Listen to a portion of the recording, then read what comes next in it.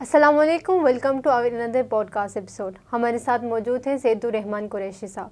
آج ہم بات کریں گے اسلام آباد ہائی کورٹ کے نئے ججز کے حوالے سے۔ اچھا سر، ہمیں یہ بتائیں گے کہ کیا دوسرے صوبے کے ہائی کورٹ سے اسلام آباد ہائی کورٹ میں ججز بھیجا جا سکتا ہے؟ جی ہاں، اس سے پہلے اس طرح ہوتا آیا ہے، اور جو ابھی ہوا ہے یہ بھی قانون اور آئین کے بالکل عین مطابق ہے۔ بلکہ آپ یہ دیکھیں کہ اسلام آباد ہائی کورٹ کے ایکٹ 3 اس بات کی اجازت دیتا ہے کہ کسی بھی صوبائی ہائی کورٹ سے کوئی بھی جج اسلام آباد ہائی کورٹ میں لایا جا سکتا ہے، اور نہ صرف وہ جج لایا جا سکتا ہے بلکہ وہ جج بعد میں چیف جسٹس بھی بن سکتے ہیں۔ اور میں آگے چل کے اس کے اوپر ایک دو نہیں زیادہ مثالیں بھی اس کے اوپر پیش کروں گا انشاءاللہ جیسے جیسے بات آگے بڑھتی ہے۔ اچھا، آپ ہمیں یہ بتائیں گے اس کا طریقہ کار کیا ہے؟ بڑا سمپل، بڑا آسان اور واضح طریقہ ہے، قانون اور آئین کے اندر موجود ہے کہ ہمارے جو صدر پاکستان ہیں وہ چیف جسٹس آف پاکستان یحییٰ افریدی کے ساتھ مشاورت کریں، اور مشاورت کے بعد جس جج کو کسی بھی صوبائی ہائی کورٹ سے اسلام آباد ہائی کورٹ لانا چاہتے ہیں اس جج سے پوچھیں، رضامندی حاصل کریں۔ اگر وہ جج اوکے ہے، ایگری ہے، تو ویل اینڈ گڈ، اس کی مشاورت کے بعد وہ وزارت قانون اس کا گزٹ نوٹیفیکیشن جاری کر دے اور وہ جج اسلام آباد ہائی کورٹ آ جائیں۔ یعنی طریقہ کار یہ ہے کہ صدر صاحب چیف جسٹس سے مشاورت کریں گے اور اس جج سے رضامندی لیں گے، اور اس کے بعد وہ جج اسلام آباد ہائی کورٹ آ جائے گا، اور ایسا ہی کیا گیا ہے۔ اچھا، آپ نے یہاں پہ صدر کی بات کی ہے، تو کیا آئین نے صدر کو اس بات کی اجازت دی ہے کہ وہ یہ کریں یا وہ اپنی مرضی سے یہ کر رہے ہیں؟ ہاں، بہت اچھا سوال ہے آپ کا۔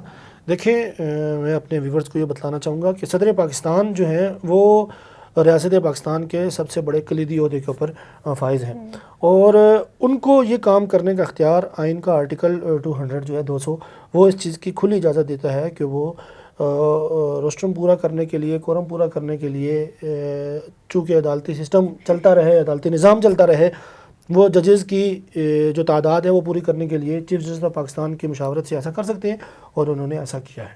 اچھا، یہ تو آئین اور قانون کی بات ہوئی، کیا اس سے پہلے پاکستان کی عدالتی تاریخ میں اس طرح کا واقعہ ہوا ہے؟ بالکل ایسا ہوا ہے، یہ کوئی پہلی دفعہ نہیں ہو رہا۔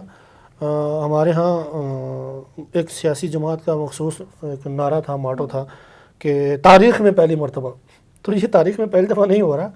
اس سے قبل فروری 2008 میں ماضی قریب کی اگر میں مثال دوں تو سردار محمد اسلم لاہور ہائی کورٹ میں جسٹس تھے، ان کو اسلام آباد ہائی کورٹ میں لایا گیا، اور وہ صرف نہ اسلام آباد ہائی کورٹ میں آئے بلکہ انہوں نے اسلام آباد ہائی کورٹ کے چیف جسٹس کے رتبے پر بھی کام کیا ہے۔ تو اس سے اندازہ لگائیے کہ لاہور ہائی کورٹ سے ان کو ٹرانسفر کیا گیا تھا، اور وہ یہاں کے موسٹ سینئر جج بنے، اور پھر جس وقت ان کا نمبر آیا تو چونکہ عدالتی قانون ہے کہ جو موسٹ سینئر جج ہوتا ہے اسی کو بنایا جاتا ہے، تو ان میں سے انہی کا نام نکلا، اور پھر سردار محمد اسلم جو ہیں وہ بن گئے اسلام آباد ہائی کورٹ کا چیف جسٹس۔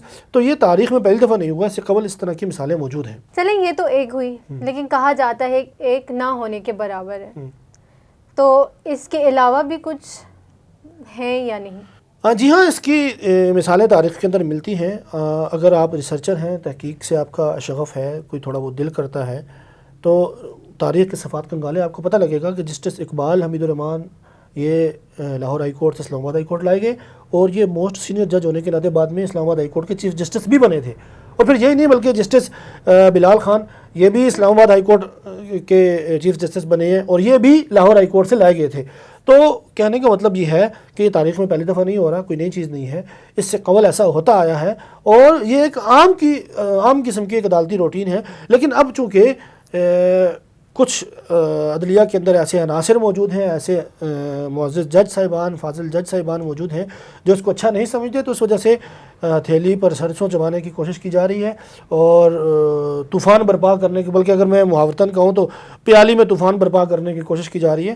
حقیقتاً یہ ایک روٹین کی کارروائی ہے، اس سے قبل ایسا ہوتا آیا ہے۔ اچھا، میرا آپ سے ایک آخری سوال یہ ہے کہ اگر یہ پہلے بھی ہوتا آیا ہے اور آئین کے مطابق ہے، تو پھر اس کے اوپر ابھی کیوں اتنی باتیں ہو رہی ہیں؟ دیکھیں، شور و غوغا کرنا، اور یہ ہمیشہ سے پاکستانی اس معاشرے کا ایک حصہ ہے کہ کبھی بھی اپنی شکست کو، اپنی ہار کو تسلیم نہیں کیا جاتا، اس کے اوپر طرح طرح کے بیانیے بنائے جاتے ہیں، اس کو متنازع بنانے کی کوشش کی جاتی ہے، اور یہاں تو ہار جیت ہے ہی نہیں، یہ آئین و قانون کے مطابق ایک چیز ہے۔ اس کے باوجود میں سمجھتا ہوں کہ ذاتی پسند ناپسند ہے، ذاتی مفادات کی جنگ ہے، اس کی وجہ سے اس کو متنازع بنانے کی کوشش کی جا رہی ہے، ورنہ یہ ایک اوپن اینڈ شٹ چیز ہے، بالکل واضح ہے.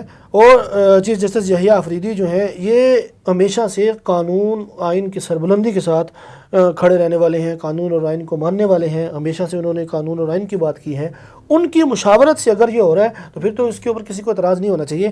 میں نے آپ کو اسلام آباد ہائی کورٹ کے ایکٹ 3 کی جو شق ہے وہ بھی پڑھ کے سنا دی ہے.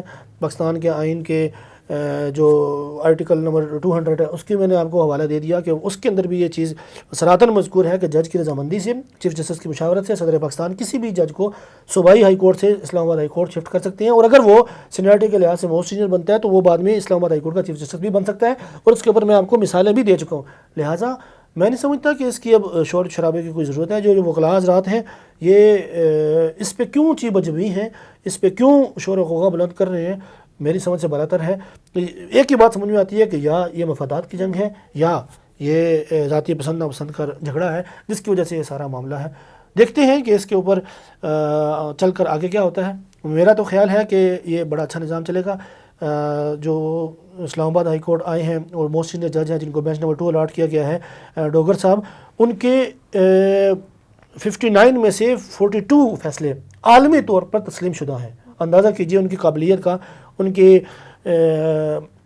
جو اثاثے ہیں وہ کوئی بہت زیادہ اچانک سے نہیں بڑھے، تو بہت قابل جج ہیں، بہت ایماندار جج ہیں.